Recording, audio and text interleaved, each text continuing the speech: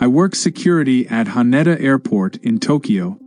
Last week I watched a woman from California march up to the immigration counter and greet the officer with a fist bump. The officer stared at her closed fist hovering in the air like she'd just offered him a live grenade. She kept her fist there, smiling, waiting. "It's respectful," she explained when he didn't move. The fist bump originated in ancient Japan as a warrior greeting between samurai who couldn't shake hands because of their armor. She said this with complete confidence, bouncing her fist slightly for emphasis. The officer looked at me, then back at her fist, then carefully stamped her passport without saying a word. She walked away convinced she'd nailed Japanese etiquette. I processed boarding passes at Changi Airport in Singapore. An American businessman insisted our queue system was wrong because it didn't follow airport protocol. He pointed at families with children standing in the priority boarding lane. "That's not how it works," he said. "Priority means frequent flyers and business class. Kids don't count." I told him Singapore gives families priority boarding. He shook his head. "I've been through hundreds of airports. The system is universal. Whoever designed this doesn't understand crowd flow dynamics." He pulled out his phone and started showing me a TED Talk about efficient boarding procedures. The talk was filmed at an American airport. "See," he said. "Science." The family with 3 kids boarded first, while he stood there muttering about international standards that apparently only exist in his imagination. My sister manages passport control at Dubai International. A woman from Texas tried to hand her passport through the glass partition instead of sliding it under. When my sister pointed to the document slot, the woman knocked on the glass. "Hello? Service?" she called out like summoning a waiter. My sister pointed again to the slot. The woman leaned in close to the glass.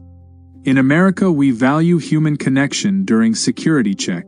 This barrier thing creates distrust. It's been proven." She placed her palm flat against the glass, maintaining eye contact. "I read a study that direct hand-to-hand passport transfer increases passenger cooperation by 43%. My sister took the passport after she finally used the slot, stamped it, and slid it back. The woman picked it up and said, 'You're welcome,' like she'd just taught us something valuable about customer service. I monitor baggage screening at Auckland Airport. A man insisted we were weighing his luggage wrong because everyone knows airport scales add 5 pounds. He demanded we recalibrate our equipment. "It's industry standard," he said. "They make scales read heavy so people pay overweight fees.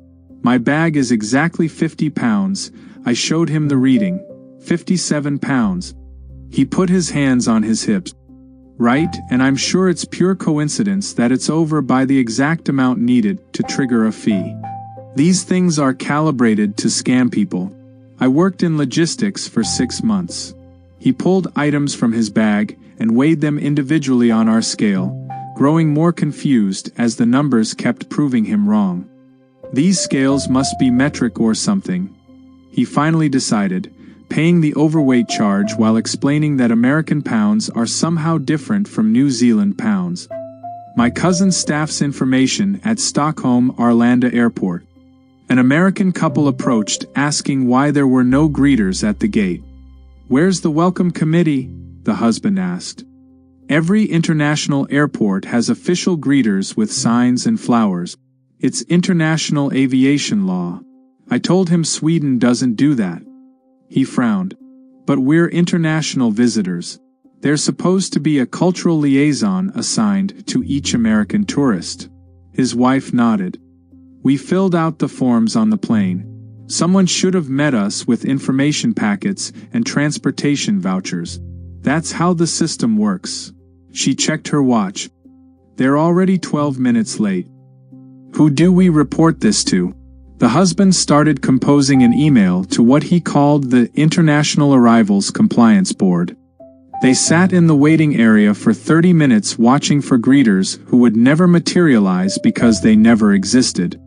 I check boarding passes at Incheon Airport in Seoul. A woman from Florida handed me her phone with the boarding pass displayed, then pulled it back before I could scan it.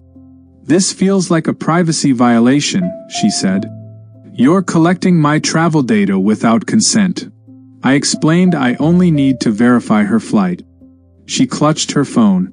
"But your scanner creates a permanent digital record of my movements. That's surveillance. In America we have protections against this." She held up her paper ticket instead. "I printed a backup for this exact reason. You can look at this one, but you can't scan it or photograph it." I tried explaining that the paper ticket needs scanning too. "No, paper doesn't leave a digital trail. It's analog, it's safe. That's why I printed it." She watched me scan the paper ticket, then looked confused when it worked exactly the same way. "So the paper has a chip in it?" she asked. "Is there tracking fiber in airport paper now?" "My brother works immigration at Munich airport." A man asked why we don't have a fast pass lane for American citizens. "It's a courtesy thing," he said. "U.S. airports have separate lanes for Germans, so obviously Germany would reciprocate." I told him we don't have separate lanes by nationality. But the Munich-Chicago direct flight exists because of the Sister City Agreement, which includes expedited processing for citizens of both cities. It was signed in 1998. He said this with the certainty of someone who just made up a treaty. I researched this before I came. The Transatlantic Mobility Accord guarantees U.S. citizens use of express lanes in EU airports. Germany signed it. I asked where he read this. "It's in the partnership documents. Check your own government's website." He stood at the regular line exit asking other Americans if they knew about the fast lane, trying to organize what he called a class action inquiry against the airport for treaty violations. I work the customs desk at Brisbane Airport. A woman declared her laptop but got angry when I didn't process it the way she expected. "You're supposed to scan the serial number into the International Electronics Registry," she said. "That's how you track if it leaves the country." I told her we don't track personal laptop. "Then how do you prevent smuggling?" She looked at me like I was dangerously incompetent.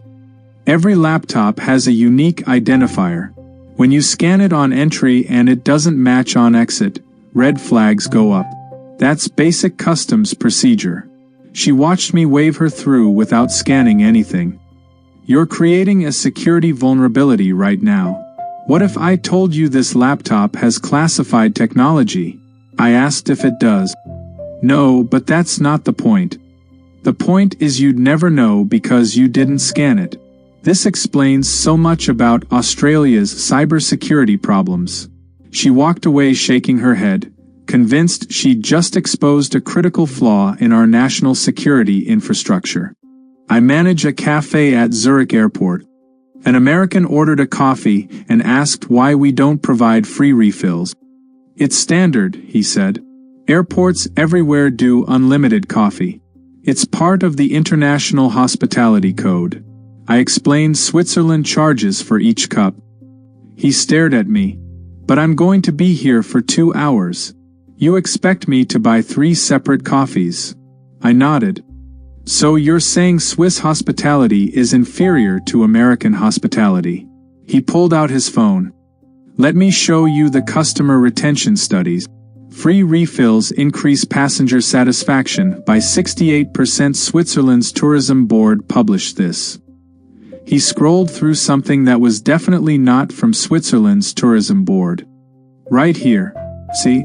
It says cafes that restrict refills see a 42% drop in repeat customers." I pointed out that airport cafes don't really need repeat customers since most people are just passing through. "That's the wrong mindset," he said.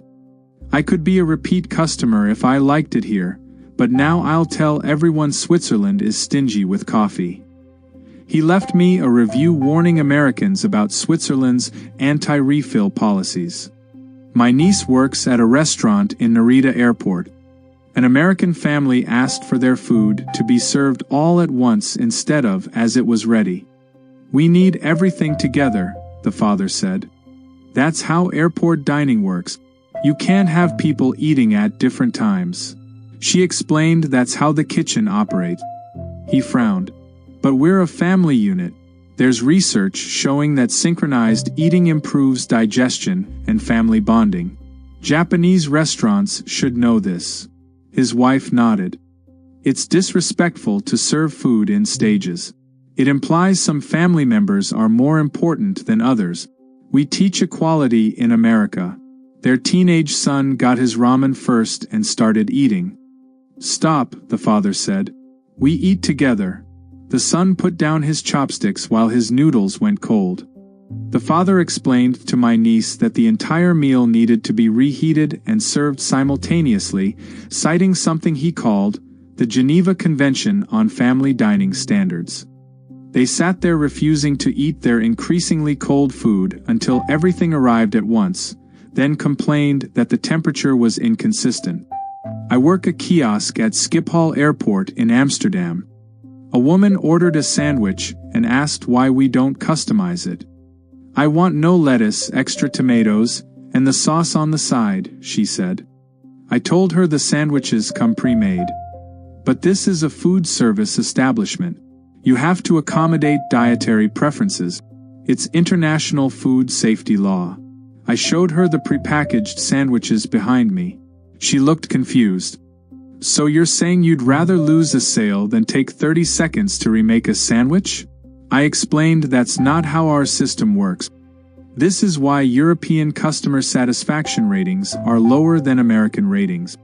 You prioritize convenience over customization. There's a Harvard Business School study on this. She took the sandwich as is but spent 5 minutes removing the lettuce herself, creating a small pile on her tray. This is exactly what I warned my book club about, she said to nobody in particular. European airports haven't evolved past the assembly line model. No wonder Uber Eats is killing traditional food service here. Uber Eats doesn't operate in airport terminals, but she seemed very confident in her economic analysis.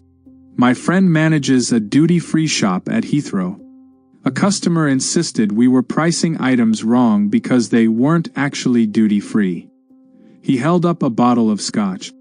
This is only 12% cheaper than London retail. Real duty-free should be 50% off minimum. I explained that duty-free means no tax, not half price. That's false advertising then. The term duty-free implies massive savings. Everyone knows this. He pointed at another customer's purchase. How much did you save on that? He asked them. Like 15 quid, the person said.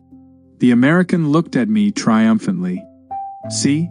15 pounds on a £100 purchase. That's 15% way below the duty-free threshold. I asked what threshold he meant. The international duty-free standard. It's set by the UN or whoever regulates airport. 50% minimum savings or you can't legally call yourself duty-free. He started taking photos of our price tags. I'm documenting this for trading standards. This is consumer fraud on an international scale. He walked away muttering about calling the American embassy to report our price manipulation scheme. I coordinate train connections at Oslo Airport. An American asked why the train to the city takes 20 minutes when airports are supposed to be within 15 minutes of downtown. I told him Oslo Airport is actually 40 kilometers from the city center. Then it's not the main airport, he decided. The real Oslo Airport must be closer. This is probably a regional hub. I showed him the departures board listing international flights. He squinted at it. This doesn't make sense. Capital city airports are always positioned within a 15-minute radius of the central business district. That's urban planning 101.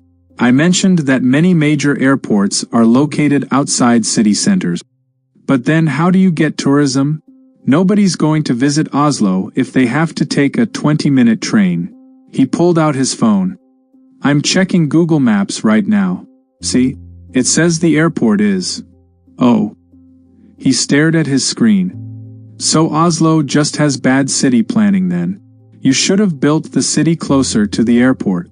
That's what Chicago did. I didn't have the heart to explain that Chicago's O'Hare is also 17 miles from downtown. My cousin drives shuttle buses at Charles de Gaulle in Paris. An American passenger complained that the terminal signs were deliberately confusing because they listed gates in alphabetical order instead of numerical order. Gates should be numbered sequentially, he said. 1, 2, 3. Not KLM. That's not a system, that's chaos. My cousin explained that terminal sections use letters and then gates within sections use numbers. The man shook his head. But that violates the airport numbering convention. The International Airport Association established sequential numerical gate systems in 1987.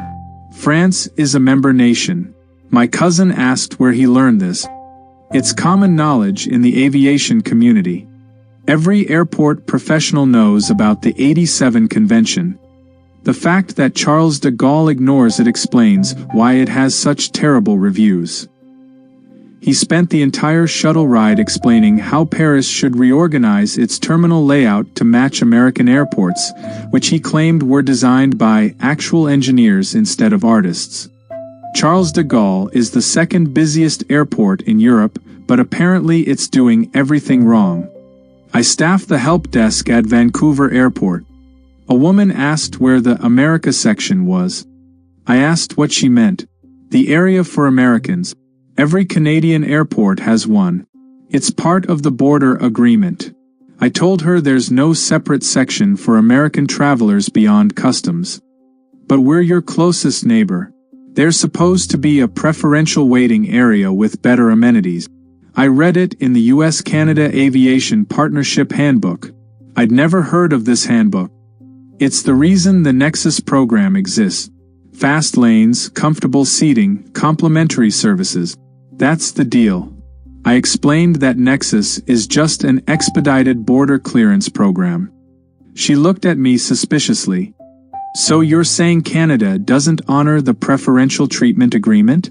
That seems like a diplomatic incident waiting to happen. She asked to speak to a supervisor who could explain why Vancouver isn't following protocol.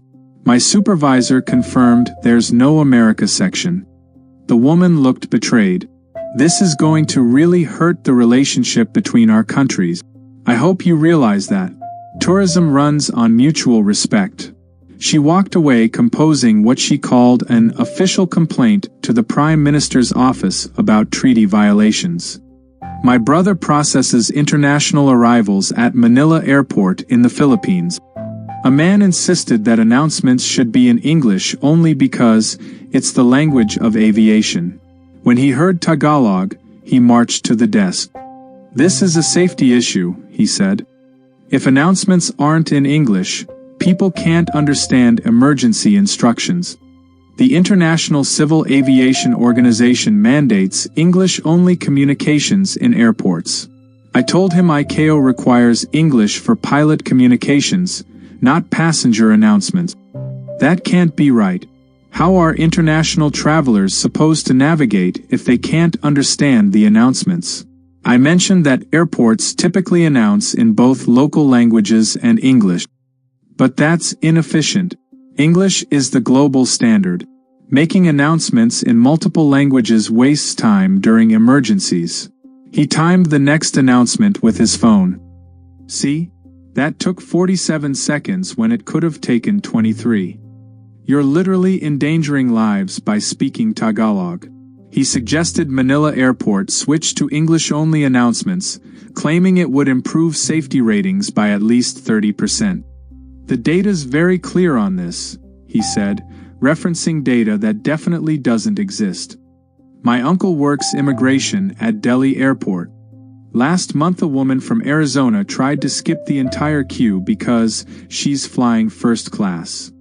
When the officer redirected her to the back of the line, she explained that first-class passengers get priority immigration processing at all international airports. It's part of the ticket price. That's how premium travel works. The officer pointed to the clearly marked signs showing that immigration queues aren't separated by ticket class.